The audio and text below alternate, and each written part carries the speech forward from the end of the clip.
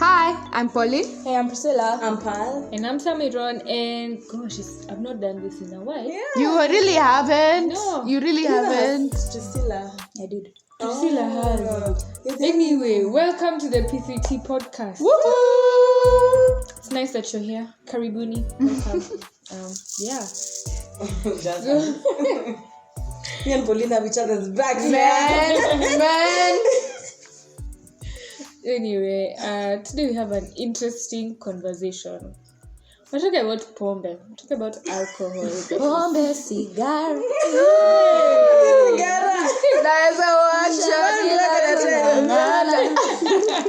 So anyway, today we're talking about alcohol, and we are focusing on whether it is or it is not a sin. So I think before we get into the meat of the conversation, The flesh. You know.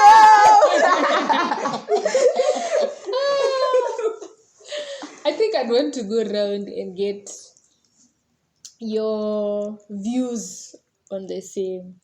Like, do you think it's a sin? Do you think it's not? Yeah, what do you think? Pauline. Who is starting? Me. Say my name. Pauline? Yeah.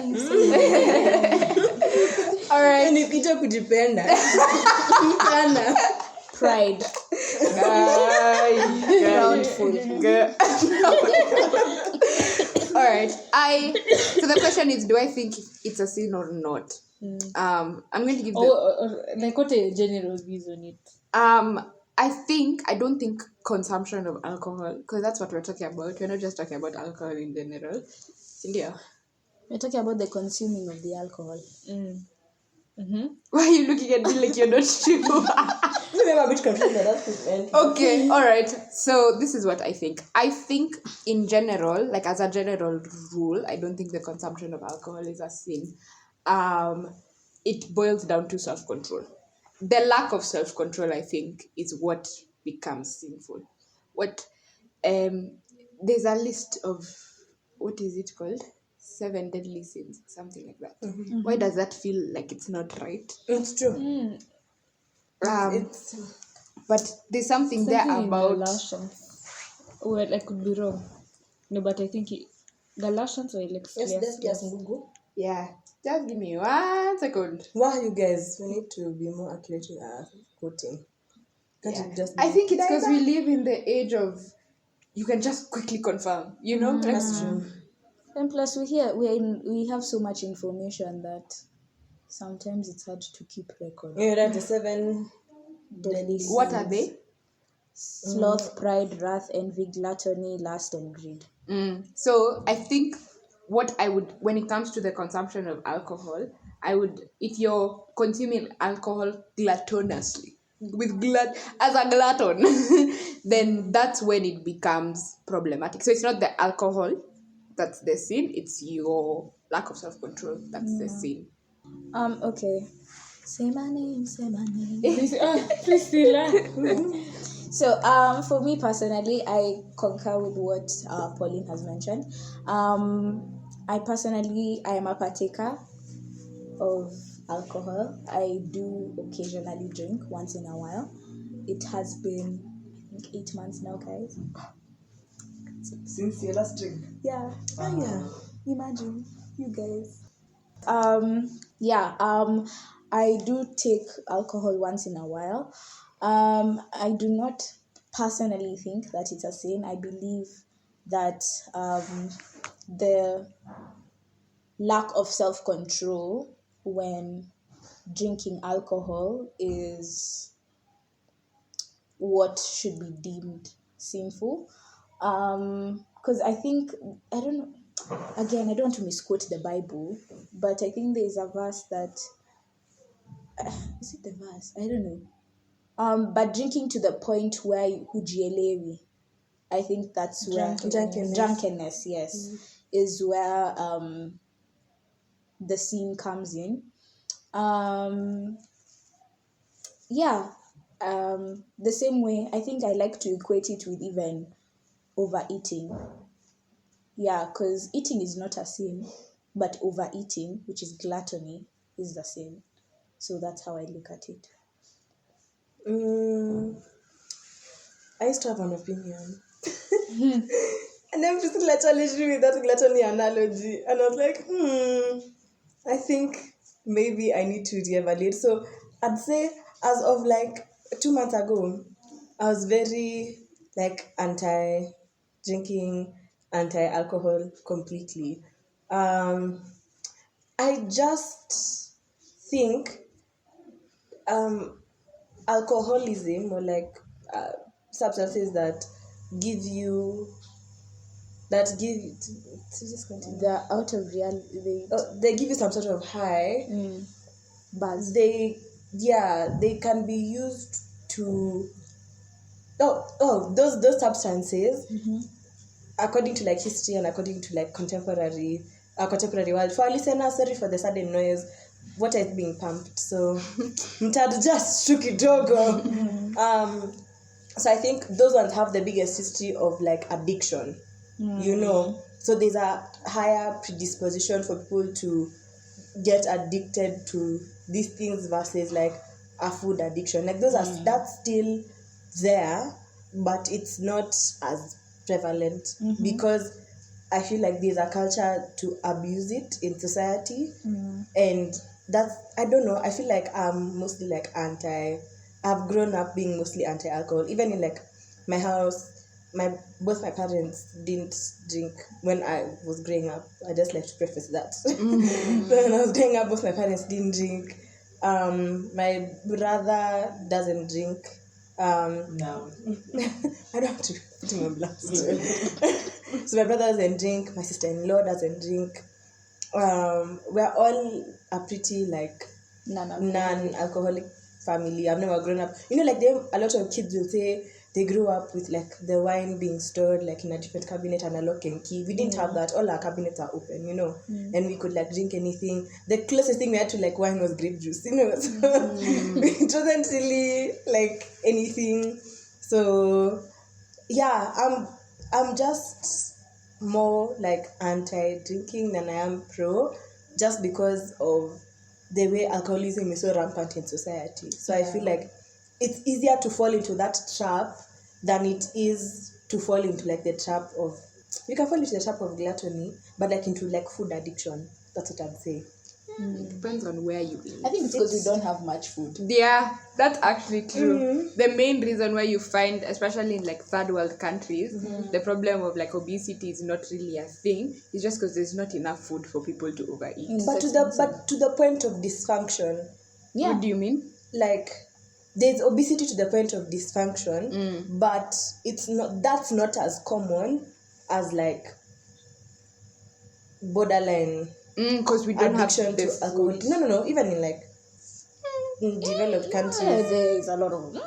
There's a lot, but is it like everyone is dysfunctioning from? But is that the same case with alcohol? Would you say you feel like everyone around not you is everyone, dysfunction? But I feel. Can I just also add that if you see someone who's like, there's a lot of like fat shaming and fat phobia and people who like are heavier and are bigger, but if you see somebody in the club, you'll motivate them to down another shot. That's what I'm saying. Like there's a lot of like right now in society, there's a lot of promotion of like healthy living and losing weight and getting into the gym. But if you don't drink, people like are shocked. In a different way. They're like, oh my gosh. Like just recently I was talking to someone and they're like, I was with 2 of my friends, and then one of them met a new friend where we were at, and he was talking to him now, this other person that we were with, and that guy was telling him, the university that I used to be in, like there was so much peer pressure kukunywa,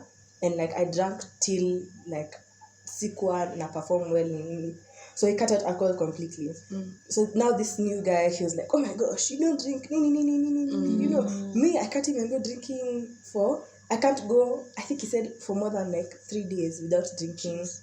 Yeah, so you see what I'm saying? And it's not frowned upon in society. So I feel like that's why it's by societal standards, it might be a bit easier to become addicted to alcohol than it is to become addicted to other things or like food or anything. Also because of culture. Yeah. Yeah. I Because think of our culture. Our culture is deep rooted in alcohol. Like in terms of like African traditional society. Yeah, there's alcohol also. I don't think it's a African traditional society thing. I think it's just a cultural thing. Yeah. Because of the high.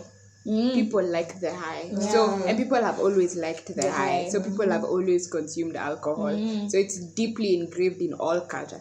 Every single culture has their form of traditional brew. Yes, but even when you look at African culture, even Busa was drunk from one pot, and then multiple people have their straws in that one pot. So you weren't going to drink Busa by yourself.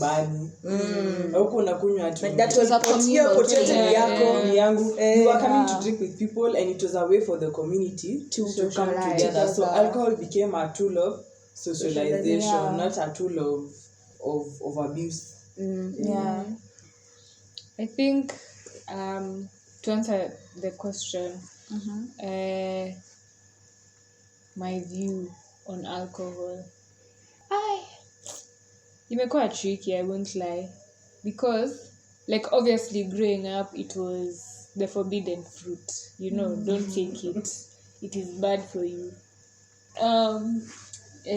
So yeah, growing up it was that thing that you couldn't take. So, and then also growing up knowing that it was a sin affected the way I saw it. Then I was old enough to partake. And so out of curiosity, because it was the forbidden fruit, I was curious. Let's see what this alcohol is about. So I tried it. I think I even mentioned this like in the first few episodes we did. I said I tried it, I didn't like it. I said I'm never doing this again. I lied. I ended up doing it again, and a couple of times, won't lie. And it was good, And I think I began to understand why people actually take alcohol. But I was in a rut, or I was in a place of confusion, because I'm like, but I've grown up knowing that this is a sin, but at the same time, like, I'm not getting drunk, but at the same time I kind of like the high, so I was very confused about the whole situation. And I think at the moment I still am, because I don't know how exactly to feel about it. So I think there was an episode we did. We didn't end up releasing it because the audio was not the best. But we ended up talking about alcohol. And I don't say this badly, but Priscilla and I were the only ones who had something to contribute. I don't say it badly. But when we were talking, like, it was more of like us versus you type of vibe. And can I ask you guys a question? No, sorry, 2 finish. seconds. Yeah, sorry, yeah. And I wasn't too sure how I felt about being on this side, on the side of the alcohol consumption side of the conversation. Get time. So yeah. Okay. Okay, so I think the reason I asked you guys about your parents is because I'm realizing I think we have a slightly different perception of alcohol consumption. Because the way I've grown up in terms of alcohol, both my parents are quite, I don't want to say social drinkers, because my mom doesn't drink, but like we'd go out for like dinner, and like my dad would order beer and my mom would order wine. If we had like guests over, they'd bring like, that box for wine with the tap thing, and like if you were cheeky, you could get like a quarter glass, So that's how I grew up with like that's how alcohol was. That's the sort of growing up with alcohol I had. Like it was never a Taboo. thing. It only became taboo when we were talking about my uncles or like my aunts who like they drink so much they forget their responsibilities. Like that's when it was chunga. Like if you see yourself getting to that point, run. You know. So even when I became of age, I don't know why, but that sounds weird. But like when I became old enough to like consume alcohol for myself, like I did it once, twice, and I was like, yeah, not for me because I don't like the taste. I don't, you know. So like it's never been something I've been eager to try, or it's never been something I've been like, let's do, you know, like it's never been a taboo thing. So now even like, because like my older sister doesn't drink either, my mom doesn't drink these days, so it's like I don't know, it's never been a dramatic conversation for us. Yeah. Same. So for me, although in like my nuclear household, there wasn't alcohol. Whenever we go to my grandmother's house, there's always wine. Like if we're meeting up like the whole family together, there's always wine because everybody is gonna drink that wine. And then my uncle, maybe he'll drink a beer. That's depending on whether or not he's driving. That's what. Yeah, our grandfather always had. Yeah, our grandfather always had beer in the house. So like when we would go and sleep over, usiku, like it was, we all knew. Akika, tumemaliza kuwatch whatever soap is going on at the time. Na ni time ya Niger movies. At that time, tunajua Guka analetewa Tusker, it was Tusker specifically. Tusker Guinness. Ilikuwa Guinness. Alafu una top na Coca-Cola juu he didn't like how it was Diet Coke. It was Diet Coke specifically because you're being healthy. Specifically so Diet Coke lived in that. I think even still now it kind of still lives in that house. So Diet Coke lived in that house and up to the point of his demise. So we were exposed to alcohol. And even now, like Juzi, we were at my sister's house and we were all like together, and there was wine there. But the whole time that we've gone to my grandmother's house, like my parents have always just never drank with our relatives, you know. They'll go outside and they'll have a bonfire, and our parents will just like carry along their sodas, you know. So everybody's like having their wine, having their beer, and our parents they went outside to like actively socialize them, because for my mom, these are her siblings, you know. So first of all, they knew her before her same days, so she knows what it means. She was in the trenches. So she knows what it means to like partake alcohol and all of that. And now my dad, these are basically your siblings at this point, because for some of them, like he got into their lives when they were really young, like they were teenagers, I think. For some of them they were teenagers when my parents got married. So for some of them they were teenagers at the point when my parents got married. So my dad is truly like their sibling, you know. So these are my parents with their siblings. Of course they're going to hang out with them, although they're not going to drink alcohol. They're going to just coexist in that space. So me and my siblings have learned to also exist in those spaces, you know. That time when it was a big deal is one time my shosho, when my brother turned 18, my grandmother like outrightly offered him wine. She's like, do you want wine? And then he just looked like, no, like. So my parents kind of like shut an eye to see what would happen. But for me and my sister, it's not been the same thing. You know, once you're of age, it will be offered to you, and it's up to you to say yes or no. And I've never had, so because I've grown, because like in my grandmother's house and in my aunt's houses, like alcohol is there. I've been exposed to it, but my family has just always been so indifferent towards it. Like, been there, done that. Because my parents are not those people who like, you've grown up as a Christian and you've been raised, like both of them walipitia dunia. So they know these things, they've had the experience. So for them it's just not that big of a deal. It's like, been there, done that, tried it, didn't work out. We prefer this life much better. So they're really open and honest about that. And that's why I feel like, me personally, I'm just like, I don't have that. Like, just like you, Pauline, I don't have the desire. That peer pressure doesn't come to me. Yeah, and then a lot of my friends are also similar to me. They also don't have that desire. So we're just like, I don't know. I love it, hate it, we don't care. There's no, people who feel like, oh my gosh, I don't have alcohol, like I feel like I'm missing out. I don't have that form. I'm just like, That's true. I think for me, with how I've studied and observed society as it is right now, a lot of times, with what I've seen in society as of now, is we have a lot of people partaking of alcohol, which it's more common than not. Yeah, it's more common than not. And sadly, it's to the point of drunkenness. It's to the point where your day-to-day activities are being, is it jeopardized? Yeah, you're not able to function like a normal human being. And well, a lot of people can say that the issue is alcoholism, which is, alcohol has been made available. But I feel like in real sense, that's not the problem. There's an underlying problem to the drinking. So last year, I took part in research that NACADA was doing in Yeah, guys, multiple schools. 50 more. Was of airtime. But there was a research that was happening in multiple universities, and it was also in our institution. And I happened to be a research assistant. And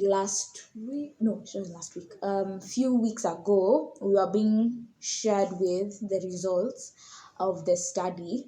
A lot of people who are drinking have been associated to have like underlying problems like psychological distress, maybe there's conflict at home, or they are dealing with something besides the alcohol. And I feel like the main issue is, the way like for like a disease you're meant to tackle not the symptoms but the root issue. If we want, yes, I'm not gonna lie, there's a really, really terrible there's a whole issue on the consumption of alcohol that's going on right now to the point of drunkenness, kids losing their lives. There's a girl who died in our school. Yeah, her and her boyfriend were driving drunk, and she was graduating this year. Oh my god. It's that girl who was announced. Yeah. Oh god. Did you see her face, the light one? I think, I don't know if I saw her face, but I saw the announcement. It was an email. Yeah, that one. Yeah, she got into an accident. I had that story when I was doing my nails. Anyway, it's always in this man. It was a friend of hers who was also doing her nails, and she was telling me this story. But anyway, the whole point is the alcoholic consumption rate in Kenya is quite alarming. But then there is an issue in why many people are drinking. What are drinking like that? Yeah. In that, like, what are you trying to numb? Because I'm not gonna lie, I've taken alcohol before, and it has this effect of numbing and making you, like, lowering your inhibitions, making you forget about what you're going through at the moment. But what are you trying to get over in an unhealthy manner? That's, have you finished talking? Yeah. That's what I think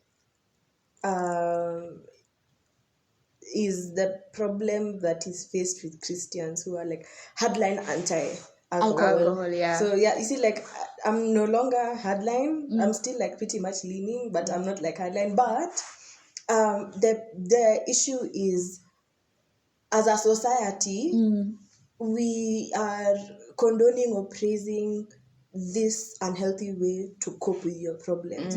So like in a lot of situations where like families are in a not a great financial position, their husbands might feel like inadequate and might feel like they're in a bad place. Therefore, they turn to alcohol. And then they spend all this little money that they have on alcohol. So the problem is, there's a root problem, and we're not addressing it. Instead, we're turning our focus into like numbing our pain. Exactly. What is the fastest way of numbing our pain? Alcohol. So that's where I think that problem is. There's a problem and we're not addressing it well. We are turning to the fastest way, and I guess easiest, one of the unhealthiest way to like block it out of our minds, when in reality we're going to wake up again and we're going to have the same problem. So it becomes a recurring issue. I think it's because alcohol is easily accessible. Exactly. And it's because it's the easiest and cheapest.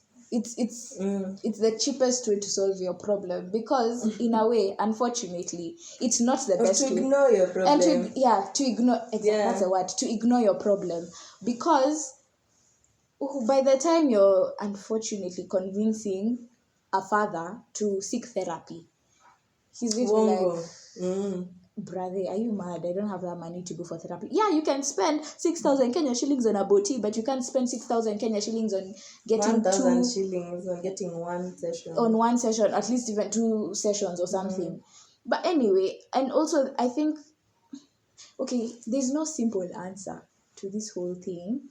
But number one, I feel like if we were to solve this issue, we need to work on destigmatizing therapy, number one, because it's, unfortunately, there was one person, I was talking to somebody a couple of weeks ago, and it's a guy who is like my age, like our age, and he was saying, oh, you're doing psychology, I don't know, I don't think therapy works. I had somebody in my psychology But class. Oh, sorry. I just wanted to make a joke. I had somebody, a psychology student in a psychology class, outrightly say he doesn't believe in therapy. But you know, that's actually prevalent amongst men. A lot of men go for therapy and they don't get better. But why? No, fine. A whole psychology student. See, he's trying to figure out why he's not getting better. Why are you spending so much? You know, first, if you're like in a public union, you're getting a bursary, and maybe like this is the only ticket out. Fine. Why are you coming to our Private. university? See, he's trying to figure out. Hataki kutupa pesa ya serikali. He's trying to figure out. What do you No, mean? he's trying to figure out the problem. Why it's not working for him. He's trying to fix himself. 4 years out of school fees. Unajua unaweza jenga nyumba na hiyo pesa. Hata sasa jenga nyumba na anaumia. He needs the help, but the help is not helping, so he's helping himself. Anajenga nyumba ya maisha. But you know, I heard that therapy works more for women than it does for men, because I don't know, man. This is what I heard, but like the way it's tailored, like, you know, it's very conversational, and like women are the ones who engage more in conversation. So like, considering that it's not just a small number of men saying that therapy doesn't work, like, I'm asking you too, because you're the ones in the therapy space or in the psychology space. Like, what is being done to Karen, to tackle the situation? Can I give an obvious answer? Yeah. I have a friend who recently had a conversation with Paz, and they're never going to speak again. But had a conversation with Paz. There's this thing for school she was doing about it was an interview. she needed to interview someone, and like they kind of had like a mini counseling session. And I just asked him questions about his life. But yes, anyway. but Isn't that what therapy he was very Isn't that what therapy is? They just ask you questions and you answer. But like targeted. targeted and but mine was not targeted. Like, it was meant, like, when you come for, can I just give a brief rundown? Yeah. When you come for therapy, they ask you like about like the history of your life, so that when you're going through the process, maybe now the therapist can be able to look at your problem from different angles that you might not have Be seen able it to from. You get it? So that was what I was doing, that interview. A holistic Yeah. Anyway. perspective. So that's what Paul was doing for my friend. And he left that session being like, because like he's not particularly like very open and vulnerable. Like, he's very chatty. Like, we'll chat about his weekend, his nini, like how he had fun, He's a yapper. just boring, whatever, like how hata kuna kitu alifanya, alipika tu. And you'd think that you know a lot about him, but you don't. You just know about his activities, but you don't know about him. So like, what's like a couple of like sad things that have happened since we've been in uni together is what has actually like made us realize who Nani is, because he's not very open and honest with his emotions and feelings. But talking to Pal, now during that conversation that they had, not after it, he was just like, yeah, like I've never opened up to somebody like that. I've never been able to, because I feel like he's always felt, and I feel like a lot of men feel like they need to uphold this image 24/7. So to even get to the point where you're breaking down that image is hard. And even like Christians, I find a lot of Christians are like that, and Christian leaders are like that, where it's like there's this image you must uphold of holiness and righteousness and holiness. So like even going to your pastor and like breaking down and like I'm struggling in my faith is a very hard thing. So that's what I feel. Some therapists might like want to just be like, if you can't get to the point, I can't help you. But some guys might need just time to come and yap fast. And then now they get into their issues and they get into their problems. Yeah. It's an issue of It's an issue of socialization. Men have been socialized to think that they shouldn't be expressive, or they shouldn't like make their thoughts known. Make their let me say their feelings known, because they're very like expressive about their opinions, but not about their feelings. But we're seeing like a kind of a generational shift where men are like, no, it's good to have these conversations. So, for example, my peer counseling club, our heads, the both of them, our chairperson and deputy, they're both men, and their goal for the club is to, or rather in our time there, is to get as many men as possible to come and talk about their mental health. You know, be it in like when we're playing board games, or when like we're doing art, or like we're just talking. And they've done a really good job, because we've seen an increase in the men who've come to our club. And that shows that men are capable of receiving therapy. It's just that society has told them mwanaume ni kujikaza. Mimi kwa nini nikae chini nikwambie kuhusu sijui mashida zangu, twende tukunywe, twende tucheze futa, so in all those activities they're actually suppressing their feelings. Yes, like all these activities are good for men to be able to let out like that rage that they may feel, because I feel like men are more like, I don't know, like they want to let out their anger in a physical way, and women it's like, I just want to cry. You know, so these activities are good for them to let out their rage in a physical manner, but there's still that window where they need to talk about it and like actually process it. Because when you're on a pitch, you're not processing these feelings, you're just letting them out. You know, you're not thinking, oh no, maybe this is because of this, maybe something that I did led to it, maybe like something that this person said led to what, this is how I'm feeling this way. There's no root, like you're not getting to the actual root cause. So therapy, so it's an issue of socialization. Men have been taught crying bad. Like how many men do you see in funerals wearing sunglasses as opposed to like women, or men who go away? Yeah, sorry. So I just wanted to ask, because I don't know, but a while back there was a survey done where they surveyed trans men. Yes. Trans men, yes. What's like women that have transitioned Yes, into men. And I think the conclusion was basically, after these men began taking testosterone, they stopped crying. Like tears physically did not flow.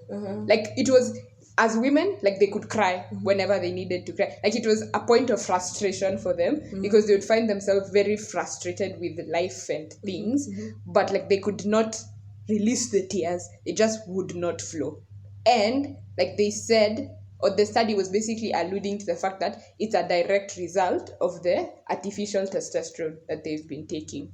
So you know, maybe that's true. I don't know. So I guess my point is, how did we get to this conversation? We were talking about alcohol. It's okay. Let's finish. My question is, even as we're talking about how it's socialization, and you know, like men have been told they have to kaza uso, kaa ngumu, all of these things, can you really say that's the entire reason that men are struggling with therapy? Because if that was just the entire reason, then we would see like, because I feel like men talk, they just don't talk to everyone. Like they just talk amongst themselves. You know? even amongst themselves, they don't really Eh. They don't talk the way. Okay, I guess maybe just my male friends. think- Because me, I know my male friends talk to each other. Like, there are things my male friends say to each other they could never say to us about the way they feel. So you see, that's what I'm talking about. That's the different socialization that we're having. Men are actually now having those conversations. Before, those conversations are not happening at all, like with anyone, maybe to your wife. But then how long is it taking before you get to meet this wife, and then now you start to open up? So now my these point things to her? is, it can't entirely be socialization. Because if that was the case, then it would have been, like, I feel like the problem would have been solved. Because change takes a very long time. Okay. And when change is so How sad, long? and when things Because I feel like we've been talking about it for a while. Another question I about want to women's ask. yeah, look at women's rights falling, or like racism or things like that. They are still ingrained kind of in society. Even though now it's like hush hush chini ya maji, it's still there. Like we still have hateful groups, we still have all these evils in society. So because men expressing themselves has not been seen as a big problem like these other things, now it's when like we are saying, hey, slow down. We need to get this changing. So that's something in our generation specifically, we're seeing a lot more of that shift. But even then, it's not that prevalent. So you see, like with Karen's friend, he had never thought like seeing a counselor is something that would be beneficial for him. And me, I didn't even do anything with him. Like I just asked him questions about his life, like what is your education? Well, how was your parenting growing? Just like basic things. And that's the first time he's been able to express himself. So even if you're not going to cry, what I said, like expressing emotions is like it's on a continuum. It's not fixed. It's not, if you're not crying, you have a problem. Yeah. It's, have you expressed your emotions? Have you processed them in any type of way? If you're able to process your emotions, which is usually done through talking or like journaling, or like you have to do, your brain has to be processing. It's not like you're doing something mindless for you to get away from it. If you're processing those emotions and you're processing what's going on in your life, and that I think is best done through expression, then that's when you're getting to a better mental state. Sorry, Tamira. I think umenijibu, but I'm still yet to like understand. Okay, so I don't want to say is therapy changing, but like what is the approach to therapy towards men who are yet to unsocialize from these social norms? You get what I'm trying to say? I think hizi degree mkikosa kupata tutazipata hata tutaenda masters wewe. Anyway, mi naenda masters na doctorate. Amen for you. So I think with your question, how it's now like trying to be customized per se to fit men is, okay, we're doing this in intro to counseling, where like as Pal had mentioned, it's not easy for men to like easily verbalize per se what they're going through. So as a counselor, you're supposed to be very, what's it called? You're supposed to have a multicultural perspective, and you should also be able to read silence. Wow. Hey. There one. Hey. I'm looking for that. I'm looking for that. Hey. Anyway, guys. Mdema amesoma kitabu. Well, we're supposed to look at things in a holistic way, in a multicultural perspective, and in being able to also look at non-verbal cues. Yeah, so silence is important. Yeah. So even as a counselor, you should ask yourself, like, why is my client quiet? And then you should also be able to like acquaint yourself with other methods or techniques other than talking. Maybe you could tell your client to, if maybe in those 1 to few two sentences that they've spoken with you, they've said that they are into poetry. You tell them maybe look for a poem that intrigues you or speaks to you. Then you dissect that poem. Because in a way, they're going to look for something that's resonating with them. And while they're explaining that poem or why it intrigues them, it'll be like a gateway to start a conversation into their subconscious. Because why they're silent is because they don't tap into their subconscious. They don't want to talk about maybe what they're what's deep-seated within them. Also, like art, music, there's so many things you can use in therapy other than just sitting and talking. Yeah. So like us, we have art therapy in school. We use board games as a form of therapy. So therapy is changing. Yeah, It is changing, and it's always been changing. Did you finish? I'm done. Like there's this concept that we have in psychology now, it's called self-disclosure. Kitambo, like during Akina Freud's time, it was you sit down, you learn the catch, tell me what's wrong, I diagnose you, go home. Yeah.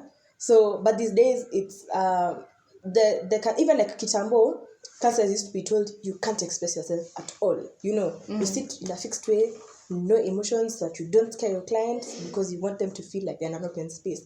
But like research has come out to show that no, you need to be relational to your client. So now what self-disclosure is like you're opening yourself up to your client by also telling them your own struggle, so that these people, these men, these women, everyone who's coming to you can feel like you are a trusted person to talk to. So the way like these men would talk to their wives, although not in like gross detail, would talk to they would trust their therapists with that information. So the techniques are evolving, they're changing.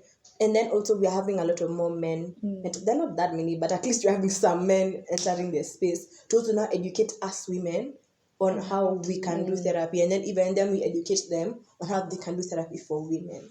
So yeah, it's changing. I feel like there's like the biggest shock for me was when I did that interview afterwards. He said, by this did I open up PV to anyone? And so I said, whoa, like I haven't even done anything. And now he has a positive view of therapy.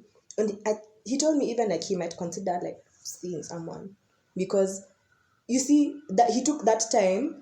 He was just giving me a rundown on his life, but he took that time to actually process the things that he needs to work on, or the things he needs to like be more appreciative of. That he had never taken time out to do that. Yeah.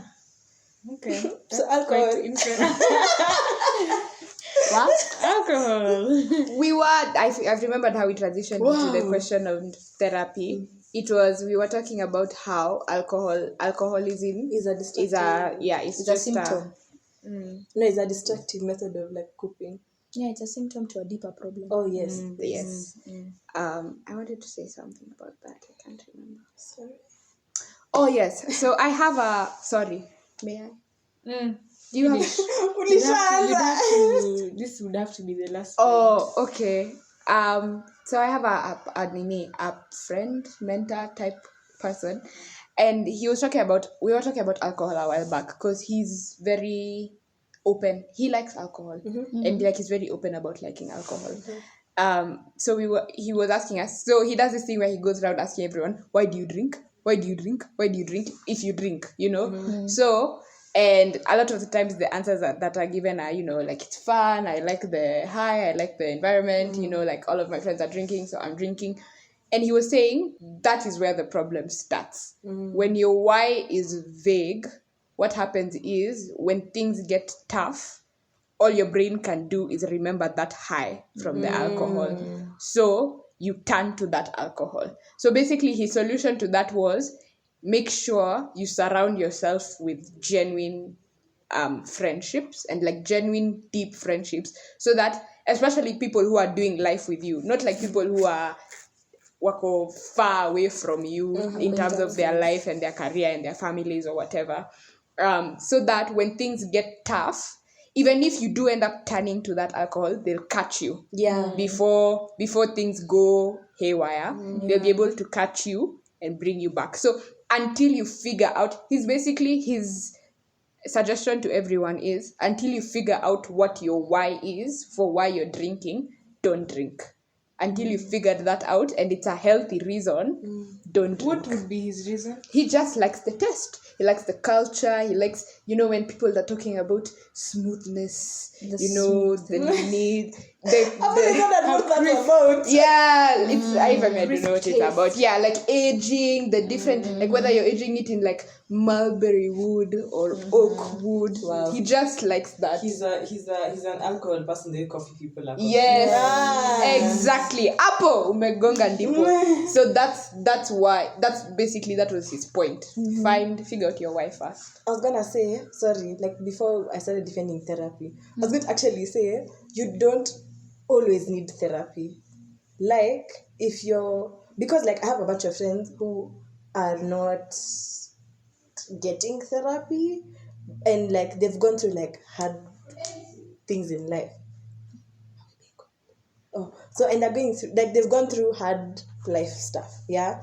And they're not been to therapy, but like they're well-adjusted human beings. And I think one of the biggest reasons is because they have such a good like community surrounding them. You know, people who are like-minded, people who will catch them when they fall. So therapy is not, first of all, even in therapy, you'll be encouraged to get your own community because you shouldn't be in therapy for forever. You should be there to solve your issue and leave. You know. And hospitality. Yeah, the hospitality. It's not. You don't have a terminal. But there's a weird. I don't know about you guys, but I don't know. There's a weird messaging I've been getting on social media about how therapy is like lifelong. No. It can be because it can be a way for you to truly like express yourself with somebody who's not going to. The problem is like friendships is when we're having a conversation is I'm telling my story, you're telling your story, and then it gets mad with that, and then we forget about it along the way, and there's no like true solution to it. Therapy is targeted, so friendships are not in that way. They're not particularly targeted. Add something to what she's saying. Therapy is meant to equip you with skills to therapize yourself. To just like live your life so functionally. Yeah, so it's like you're being taught to have healthy coping mechanisms to deal with other issues that you will face.